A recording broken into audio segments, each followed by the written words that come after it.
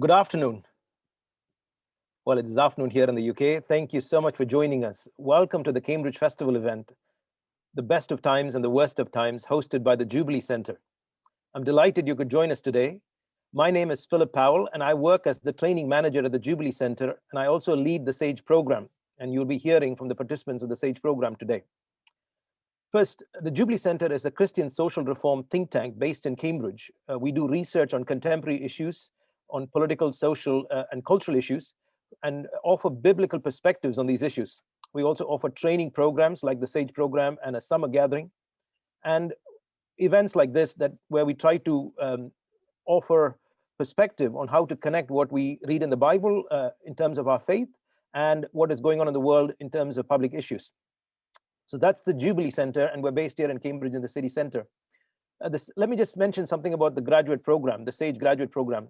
It is a 6-month training program, and the goal of the program is to equip young graduates with keys for thinking biblically about the world and then acquire the skills needed to engage in effective social transformation. So the participants do research, and they're going to be talking today about the research that they've been doing. Today's event is, of course, titled The Best of Times and the Worst of Times. We are living through a global pandemic. And for many young people, the future does not look bright and hopeful. And yet, without hope, it is impossible to live well.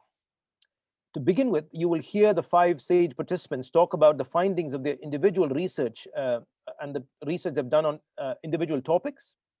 This will be followed by a roundtable discussing the foundations required to serve effectively in public life.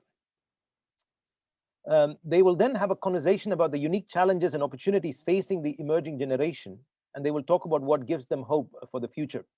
So let me go ahead and introduce our participants for today. We have Matt Caesar, who recently graduated from Cambridge University with a degree in human, social, and political sciences, and he will be speaking about citizenship, community power, and the changing role of the state. We then have Hannah Kennett, who recently graduated from Durham University with a degree in literature, and she will be speaking about education, and her talk is titled More School or Better School. Followed by Sophie Ford, who graduated from Exeter University with a degree in international relations, and she'll be speaking about ethical and sustainable practices in the business sector. And then we have Jasmine Phul, who recently graduated from Cambridge University with a degree in political theory and social anthropology, and she'll be speaking about relational networks, kinship, and care. And finally, we have Jacob Dunn, who recently graduated from Glasgow University with a degree in theology, and he will be speaking about the importance of character in public leadership. So today's event is titled The Best of Times and the Worst of Times, and I'm delighted that you could join us.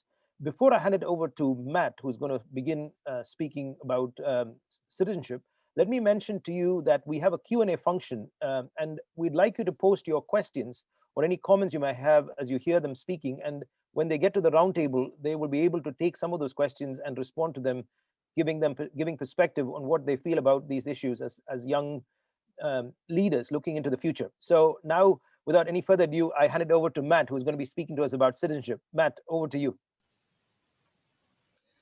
Thank you, Philip, and welcome to everyone. It's delightful to have so many people from around the world joining us today. As Philip said, my research for the last 2 months has centered around the twin ideas of citizenship and community power. And this has been influenced by 2 seismic events in British politics, Brexit and the coronavirus crisis. Now, beyond the rhetoric elevated by the media and political debate around sovereignty, patriotism, immigration, bureaucracy, and identity, I've come to reflect that the key message of the Leave campaign was the simple phrase, take back control.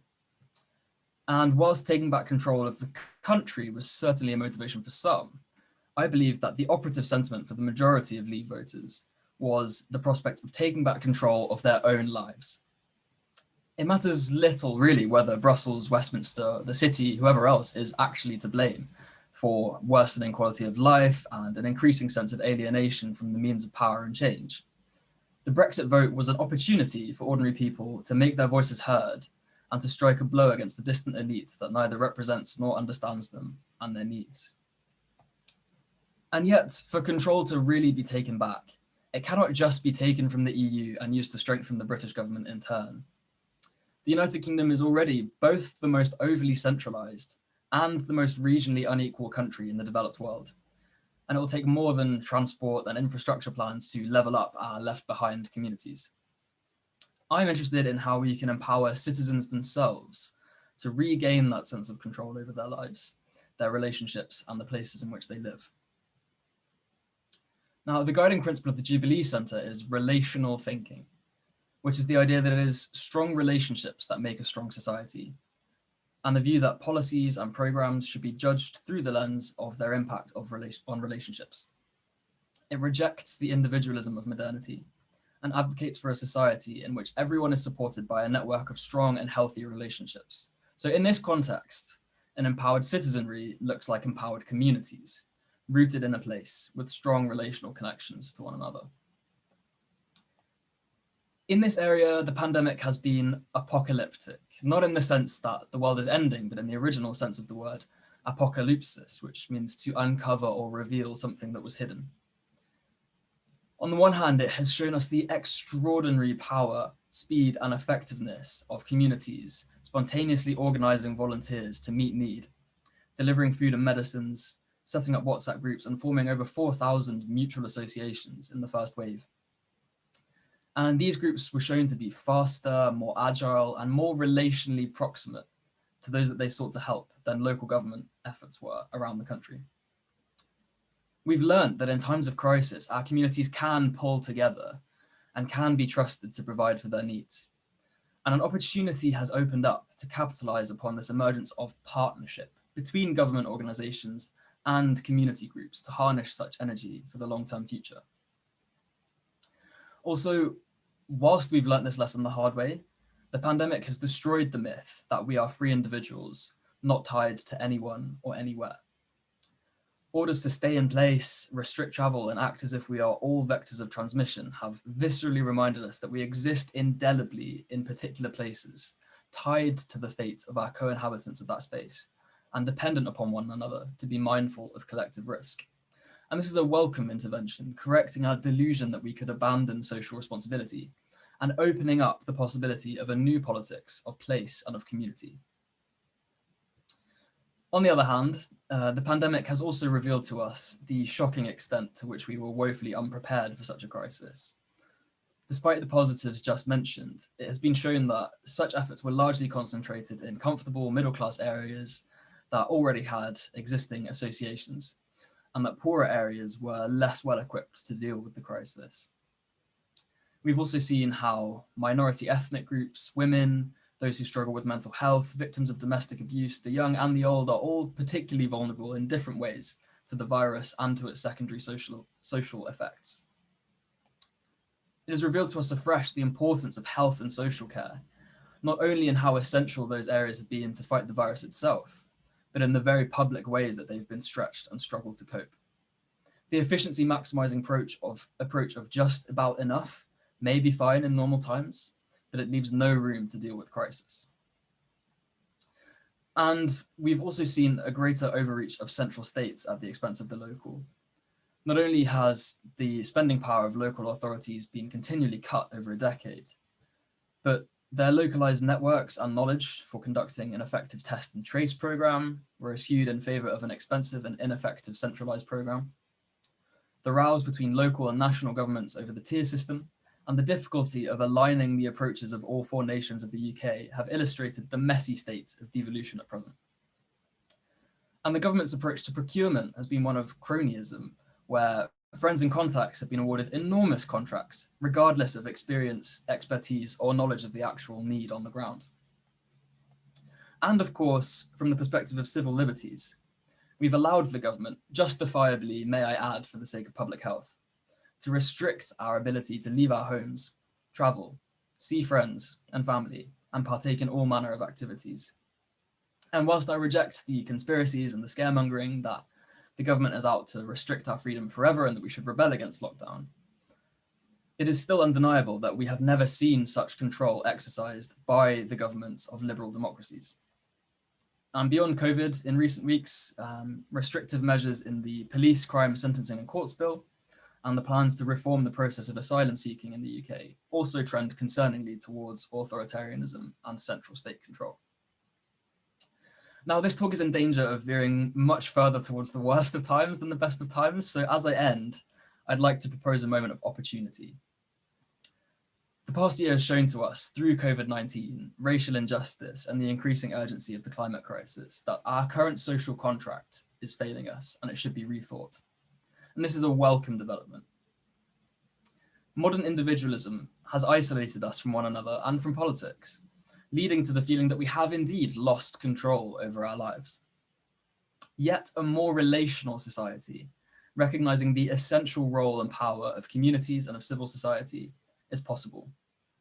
And not only is this called for by think tanks like the Jubilee Centre and others, but the community power agenda has even reached the UK's governing party, with Danny Kruger's report, Levelling Up Our Communities, proposals for a new social covenant, forming a central part of my own research.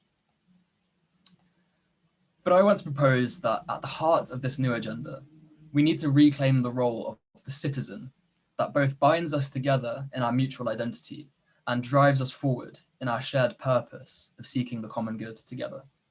Without this, we'll continue to see ourselves as divided, combative, and adversarial. But with this relational identity, we can come together across difference to disagree well and come up with creative solutions to the challenges of the present moment. And this could look like citizens' assemblies or community organizing or reclaiming the public purpose of business. But what it must do is encourage the participation of citizens, empowering them to take ownership of decision-making in their local and national communities and ultimately over their own lives. Thanks very much. I'm now going to hand over to Hannah, who's talking to us about education. Great, thank you so much, Matt. So as Matt has just mentioned, my primary area of interest is education, specifically schooling. And right now, I really believe that we are at a crucial point in the evolution of education. There is a really strong argument to be made that the way that our society does education and actually our view of young people in general has been stagnating for decades. On the one hand, it has to be acknowledged that our education system is pretty great. We offer free education to everyone, regardless of gender, all the way up to 18. And after that, there are multiple pathways open for school leavers. On the other hand, it really has to be acknowledged that our education system is also failing our young people in multiple ways. And while COVID has had an absolutely catastrophic effect on the well-being of our young people, academically, mentally, and socially, it has really alerted us to this.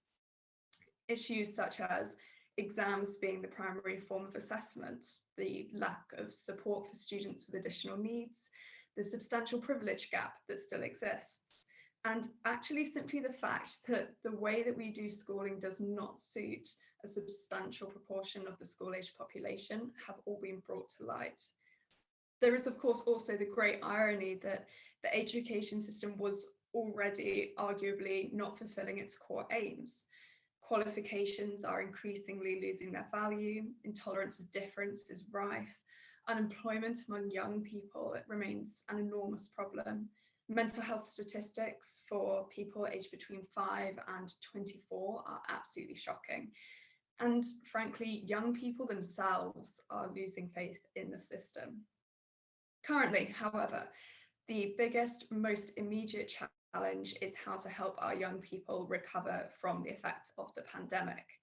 Major issues such as missed knowledge, a regression in basic literacy and numeracy, absence of vital social interaction, and emotional and mental trauma are all things that the education sphere is desperately scrambling to work out how to repair. There are many massive complexities involved in this that I don't have time to go into, but one of the things that is so interesting about this is that the situation is challenging the central entrenched priorities of the education system, including the emphasis on good grades, on top university places, and an emphasis on retaining outstanding Ofsted rankings.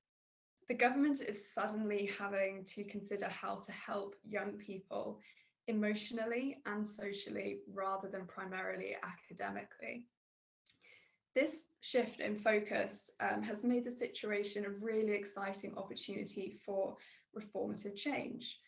This is something that Gavin Williamson has alluded to in recent weeks when he compared the potential of the current situation to the 1944 Education Reform Act that came out of World War II. However, there then is the big challenge of what this so-called reformative change will actually look like. For Gavin Williamson, this will probably mean 5-term academic years and longer school days, an approach which I think is very telling of our current priorities in education. But I really think that we have to ask ourselves whether this route is right. Do we need more school or do we need better school? From my perspective, I think that we are in desperate need of better, more relational schooling, which recognises children as individual people rather than as potential fodder for the economy. I've spent the past few months doing research into the importance of self-determination and autonomy in education, and thinking about it in the context of the relational proximity framework that was developed by Michael Schluter and David Lee, and also the self-determination theory developed by Richard Ryan and Edward Deci in the 80s. So I spent a considerable amount of time exploring various pedagogies which aim to respect the personhood and individuality of each child. The particular joy of these methods is that they allow each student to learn in a slightly different way that is most suitable for them and that they most enjoy. Not only do they gain the necessary knowledge, but they are more engaged in their learning, their natural creativity and sense of wonder is nurtured, their relational literacy is enhanced, and they are more likely to grow in responsibility and confidence. And all this because they have a greater depth of agency and independence over their learning. There is a degree of flexibility which accounts for the individual needs and situations of each student. I think that this trait makes pedagogies which are high in autonomy and self-determination one of the best approaches, both in the context of recovery from the pandemic and also longer term. I'm running out of time now, so I'm just going to finish by reiterating that I think that the present moment, despite being one that for the education sector is filled with challenge upon challenge, it's an opportunity to stand up and say that actually a substantial shift in focus of education is needed. The pandemic has shown us that we desperately need school, but it has also shown us that we have to begin prioritising the holistic well-being and development of young people. Imparting knowledge and helping students gain good grades is simply not enough. We live in a knowledge-based economy, but we have to begin schooling not for the future of the economy or the job market, but for the children themselves. Otherwise, as Susan Schaefer-Macaulay has noted, we are in real danger of devaluing the personhood of our young people. Thank you for listening, and I'm now going to pass over to Sophie, who is going to be talking to us about hopes and challenges in the business sector. Great, thank you, Hannah. So today I'm going to take a brief look at the hope that can be found in the business sector for sustainable change, and I'll mention some of the challenges and opportunities that the pandemic has presented. So consumerism has fueled the profitability of certain exploitative practices at the cost of sustainability and healthy relationships. Big businesses play a key role in upholding the norm of shareholder primacy, and this typically undervalues people and ecosystems in its pursuit for profit. Numerous documentaries like Stacey Dooley's Fashion's Dirty Secrets or David Attenborough's Our Planet have shown the detrimental damage that certain human activity has caused. Young environmental activists like Greta Thunberg or Vanessa Nakate are dedicating their time and energy to campaign for change, yet not enough is being done by world leaders. Businesses, governments, and international forums have made steps towards more sustainable practices, but not at the rate or level required to effectively tackle climate issues and the temperature rise, which we need to get below 2 degrees. One hope that we have is in the younger generation. In a survey conducted by Deloitte in 2019 to 2020, protecting the planet is perceived by millennials and Gen Z generations as a top priority issue. And there is renewed optimism that the pandemic has provided us with an opportunity to prevent a point of no return. Due to this concern with the environment, a larger proportion of millennials and Gen Zs are seeking products and services that align with their values. This is because they have a greater sense of individual responsibility. Pre-pandemic, they also made lifestyle changes, like increasing their use of public transport. They cut back on single-use plastics, reduced fast fashion purchases, reduced meat consumption, and recycled more. The effects of COVID-19 have only increased these generations' empathy and eagerness to create positive impacts. They are, however, concerned that in the long term, climate change will not be a priority for businesses or governments because of the pandemic's economic impact. I'm going to touch on that issue later. There are 3 points of hope from this survey that I'd just like to mention, as they have the potential to impact positively on society post-COVID. The first is that working from home has become normalised. Businesses should continue this practice where possible. Allowing employees to choose to work from home should reduce both emissions associated with commuting and workers' spending on travel. We might also see migration away from cities to smaller towns, where the cost of living is lower and it could facilitate a better work-life balance, especially when lockdown lifts and we'll be able to see our family and friends. Secondly, there is renewed interest in intentionally buying products and services from smaller local businesses to help them stay in business.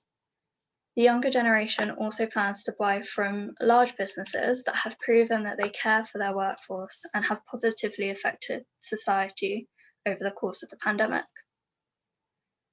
The third point, relates to the rise in awareness and importance of mental health services.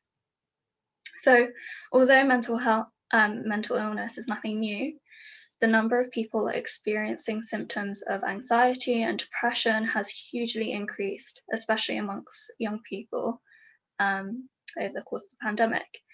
This has highlighted the limitations in many companies' existing or lack of mental health support. I hope that out of this challenge and shared experience, the opportunity will be taken by both businesses and the government to appropriately fund and make mental health services more widely available. We've already seen lots of positive steps in this area, especially regarding government funding in the UK, as earlier this month, 79 million has been given towards boosting mental health support for children and young people. Taking a more general view on the business sector, I'm briefly going to mention the hope embodied by the B Corp movement. This is what I studied as my research, and they attempt to address the issue of the pursuit of profit above all else. So the B Corp movement has grown rapidly and become global since its inception in 2006. With over 3,600 certified B Corps spread across 150 industries. B Corps are businesses that meet the highest standards of verified social and environmental performance, public transparency, and legal accountability. B-Lab is a non-profit organisation that measures a company's impact in 5 areas. These are governance, environment, customers, workers, and community. The B Impact Assessment provides the standard to measure these factors within a company. The founders of B-Lab want to reshape the purpose of business away from shareholder primacy towards creating value for all stakeholders, like those I've just mentioned. The movement's influence is wider than purely certifying companies. The BIA is used by over 100,000 companies to measure their impact and help them improve their practices. Certified companies are being used to model the profitable success of more ethical and sustainable methods of practice. And certified businesses actually grew 28 times faster than UK GDP in 2017. Purpose-driven companies like B Corps are not only attracting talented employees, but they are also keeping them for longer. People are generally treated better within these companies, and employees enjoy working for a company with a mission beyond profit. I hope that movements like B Corp will become the norm, but exploitative practices of capitalism that benefit many businesses will be hard to budge. As I have mentioned, the younger generations are very aware of mitigating the effects of climate change. So I believe that their collective pressure, with the help of older generations, would prevent the continuation of the status quo. Great, thank you. I'm now just going to pass over to Jasmine, who's going to talk to us about kinship, care, and politics. Thanks, Sophie. So as she mentioned, my research for the last couple of months has been primarily focused on new reproductive technologies and kinship. But here I want to talk a bit about some of the insights from my research on kinship and how those might be brought to bear on some of the issues facing the UK at the moment. It overlaps a little bit with some of the things that Matt talked about in his presentation. So the importance of community and of relationships, both key foundations of Jubilee Centre thinking, and also some of the problems of individualism. I want to use those things to talk about politics of care and what that might look like. So I think, as Matt has already mentioned, the pandemic has highlighted to many of us how interconnected we are as a world, and also how dependent we are on others, particularly in our local communities. The household lockdown has meant that our relational networks have been massively reduced, primarily to those that we live with. And the quality of these relationships is a huge determining force in our lives at the moment. Kinship studies tend to emphasize this interconnectedness of human beings too. A renowned anthropologist, Marshall Salins, defines kinship as mutuality of being, so an intrinsic participation in each other's lives and existences. He claims that kinship bonds can be made through processes that involve the transmission of life capacities between persons. So that could be things like passing on genetic material, breastfeeding a child, processes of love and nurture, things like sharing food together and living from the same land. So one of the big challenges of pandemic life is that many people are cut off from kin who they are related to by blood ties, and prevented from forging kinship bonds, as many of these life-transmitting activities are no longer possible for us. So this is one of the key challenges of this year, I think, the kind of scaling back of our kin networks and of our kinship forging activities. To make the same point again about the quality of relationships within households being a really big determining force at the moment, calls to domestic abuse helplines in the UK have absolutely skyrocketed during lockdown. So as in many cases, existing power structures have been exposed by the pandemic, and have shown that the pandemic has been more dangerous for some than others due to existing structural inequalities. These power structures are also reflected within our household relationships. So within the private sphere, we also see these power structures manifesting. So feminist political theorists have for a long time been calling for politics to pay more attention to human dependency. So Eva Kitay points out that frequently the responsibility to care for dependents, such as children or elderly relatives, falls on women. And so these women's ability to participate in society as equals is restricted. That's primarily because we have a politics that's built on a notion of freestanding individuals, and it relegates care work to the private sphere, doesn't really account for the fact that humans are deeply interdependent, and that's not really accommodated in our political thinking. The individualism of our politics tends to create the illusion that dependencies do not exist, or at least are not a political matter. That's Eva's, Kitay's kind of key argument. But the pandemic has kind of stripped away those illusions in many different respects. I think at the moment we have a really important opportunity because there's so much public awareness about the ways that the burdens of childcare, homeschooling, caring for elderly or sick relatives have fallen disproportionately on some people more than others, mostly meaning women here. So reporting on the gender pay gap has also been cancelled from 2020 with no clear idea of when that will be reinstated. This isn't just a case of a problem that's been created by the pandemic and that will go away when things are back to normal. It's exposed some of the real flaws that were already pre-existing in our political order.